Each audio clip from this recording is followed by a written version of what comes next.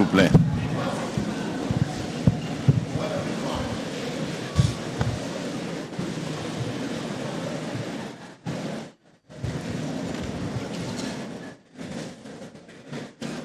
Honorable Président du Sénat, Monsieur le Président de la Cour constitutionnelle et Président du Conseil supérieur de la magistrature, distinguée Première Dame, Madame la représentante spéciale du Secrétaire général des Nations Unies chargée de la question des violences sexuelles commises en période de conflit, Mesdames et Messieurs les membres du gouvernement, Monsieur le Président de la Commission africaine des droits de l'homme et des peuples, honorables députés et sénateurs, Mesdames et Messieurs les membres du corps diplomatique, Monsieur le Président du comité de pilotage de la CIA VAR, Monsieur le coordonnateur exécutif de la CIA VAR, Mesdames et Messieurs les victimes, distingués participants, Mesdames et Messieurs. Je prends la parole ce jour du haut de cette tribune, mu par le devoir et la responsabilité que m'imposent les mémoires inoubliables de notre pays pour lancer solennellement les travaux du Forum national sur le droit à la réparation en République démocratique du Congo.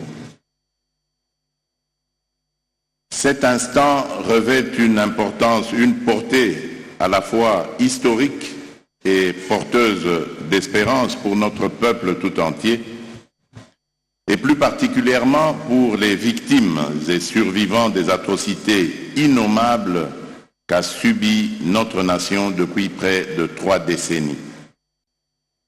Historique d'abord, car il consacre la volonté collective de notre République de transformer la douleur en dignité retrouvée, d'inscrire dans nos institutions le droit à la reconnaissance, à la justice et à la réparation pour celles et ceux que le silence a trop longtemps abandonné.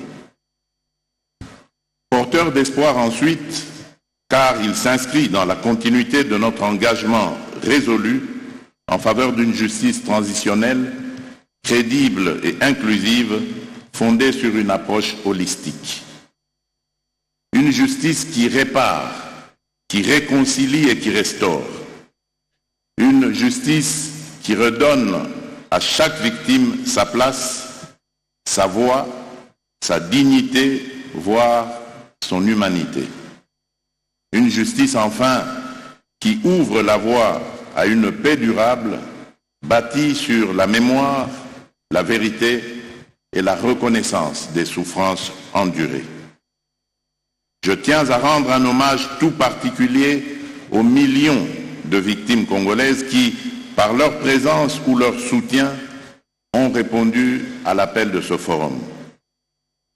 Vous êtes la raison profonde de notre engagement. Vos voix, vos récits, vos attentes et vos espérances sont au cœur de notre démarche. Nous mesurons la force de votre courage et nous nous engageons solennellement à l'honorer par des actes concrets, porteurs de justice et de dignité. Je salue le travail remarquable accompli par le FONAREV, ainsi que par l'ensemble de l'écosystème institutionnel et non institutionnel engagé sans relâche aux côtés des victimes pour accompagner leur résilience et bâtir un avenir fondé sur la paix et la justice. Je salue surtout le courage admirable des victimes elles-mêmes qui, malgré l'indicible, continuent de porter haut la flamme de la dignité humaine. À tous ceux qui, de près ou de loin, ont contribué à cette noble cause, j'adresse ma profonde gratitude. Je pense à Madame Pramila Patten, représentante spéciale du secrétaire général des Nations Unies, dont le soutien indéfectible a réaffirmé que la cause des victimes congolaises est avant tout une cause universelle. Je pense également à Madame Paula Bettencourt, rapporteure spéciale sur les déplacements internes et les réparations, ainsi qu'au professeur Bernard Duhem, rapporteur spécial sur la promotion de la vérité, de la justice, des réparations et des garanties de non-répétition. Leurs contributions éclairantes renforcent la portée et la crédibilité de notre démarche. Je remercie les agences et entités des Nations Unies présentes en République démocratique du Congo pour leur accompagnement technique, leur appui multiforme et leur engagement constant à nos côtés. Enfin, je salue chaleureusement les délégations venues des 4 coins du monde, de la Colombie, du Chili, du Nigeria, de l'Afrique du Sud, de Côte d'Ivoire, de République centrafricaine, de Guinée, du Mali, du Cameroun, de Bosnie-Herzégovine, de Gambie et de France. Votre présence est un témoignage éloquent de solidarité, mais aussi un rappel à poursuivre ensemble et sans relâche la construction d'un monde plus juste, plus humain et plus fraternel. Distingués participants, Mesdames et Messieurs, ce Forum national sur la mise en œuvre du droit à la réparation n'est pas un rendez-vous ordinaire. Il marque une rupture décisive avec l'oubli, l'indifférence et l'impuissance. Il traduit l'engagement résolu d'une nation qui choisit de placer la dignité des victimes au cœur de sa quête de justice et de réconciliation. Car il n'y a pas de paix véritable sans vérité, sans justice, sans mémoire. Le droit à la réparation n'est ni un privilège, ni une faveur.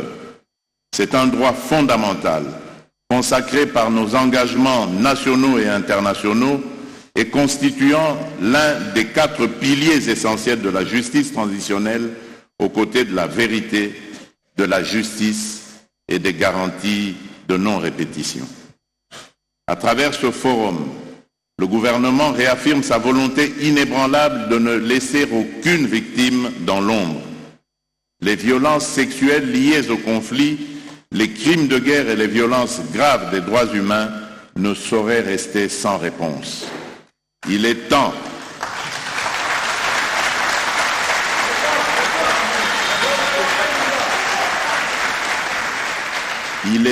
de transformer la douleur en action, le silence en parole et les engagements en réparation concrète.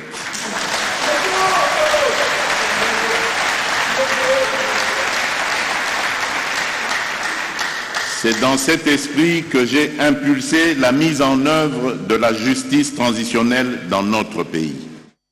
Cette volonté s'est traduite d'abord par la promulgation de la loi numéro 22/065 du 26 décembre 2022, posant les principes fondamentaux relatifs à la protection et à la réparation des victimes de violences sexuelles liées au conflit et des crimes contre la paix et la sécurité de l'humanité.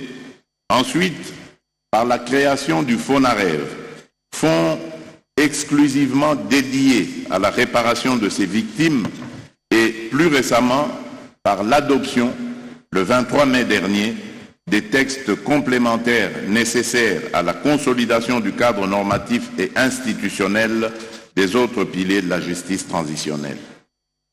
Dans ce combat de mémoire, je tiens à saluer l'engagement personnel de la distinguée Première Dame.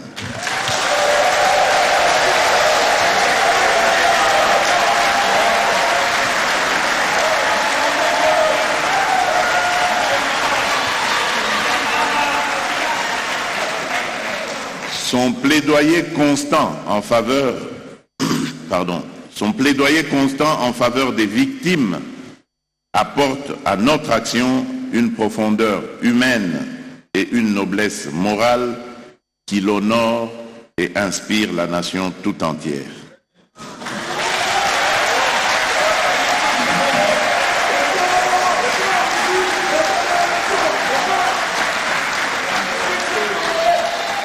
Distingués participants, Mesdames et Messieurs, les travaux de ce forum que je lance en ce lieu ont pour objectif de valider la stratégie opérationnelle de réparation élaborée dans un esprit de dialogue, de vérité et d'exigence, de bâtir un plan d'action structuré, réaliste et chiffré pour transformer les recommandations en résultats concrets pour les victimes, garantissant une mise en œuvre progressive mais irréversible des mesures de réparation, quelles qu'elles soient individuelles ou collectives, matérielles ou symboliques.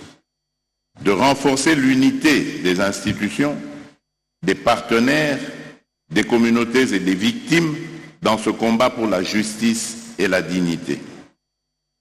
Ce forum est bien plus qu'un simple rendez-vous institutionnel. Il incarne un moment d'unité nationale et de mobilisation collective. Il nous rappelle avec force que la réparation ne peut être l'œuvre d'un seul acteur. Elle exige la synergie des institutions, l'engagement de la société civile, le concours des partenaires internationaux, l'implication des leaders communautaires et surtout la participation active des survivants eux-mêmes. Ensemble, nous devons bâtir un avenir où chaque victime retrouve sa dignité, chaque communauté peut se reconstruire et chaque citoyen peut renouer avec la confiance en la justice. Car les victimes n'attendent plus des paroles, elles attendent des gestes concrets.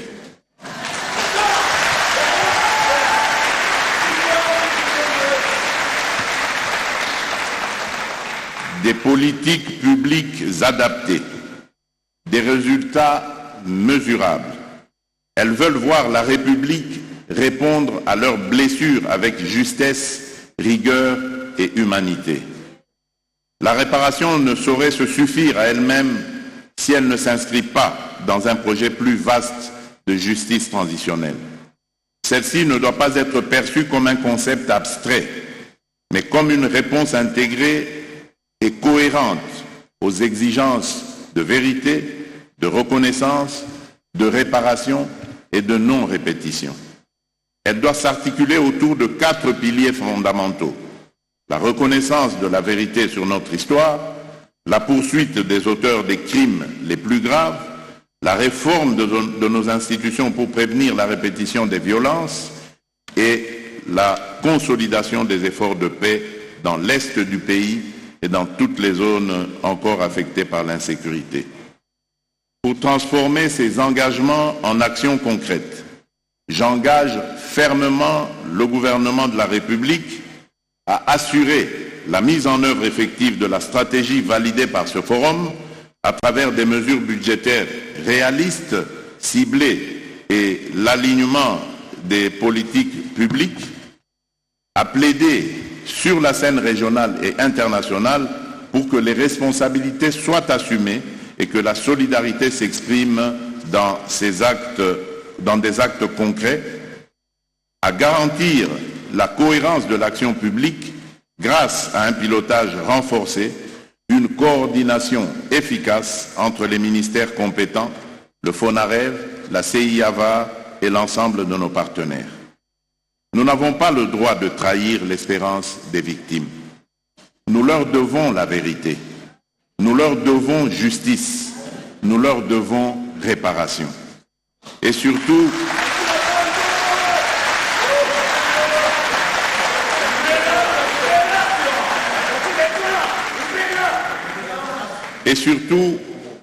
nous leur devons un avenir où plus jamais ces atrocités se répéteront.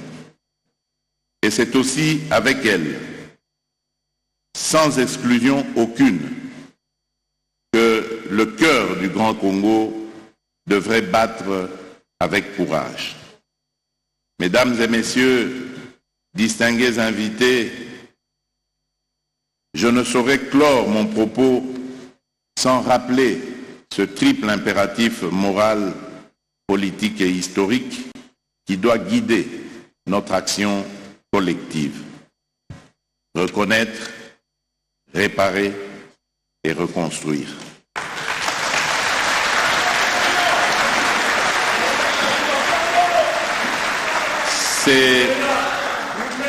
C'est à cette condition que la paix véritable et durable deviendra une réalité pour notre nation. La République démocratique du Congo ne pourra se reconstruire sur des blessures ignorées. La réparation n'est ni une faveur, ni un acte d'assistance. Elle est un devoir de justice.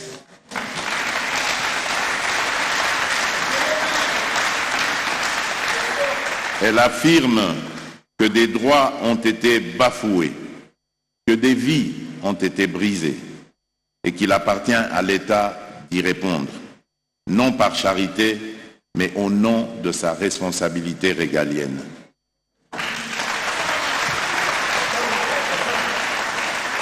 J'en appelle à un sursaut de conscience, à davantage d'engagement, de constance et d'abnégation de la part de toutes les parties prenantes à cette noble cause. Que la lumière de l'espérance éclaire à nouveau nos vies meurtries et que la paix et la justice demeurent nos repères dans cette quête de vérité et de guérison. Sur ces mots, je déclare ouvert le Forum national sur la mise en œuvre du droit à la réparation en République démocratique du Congo.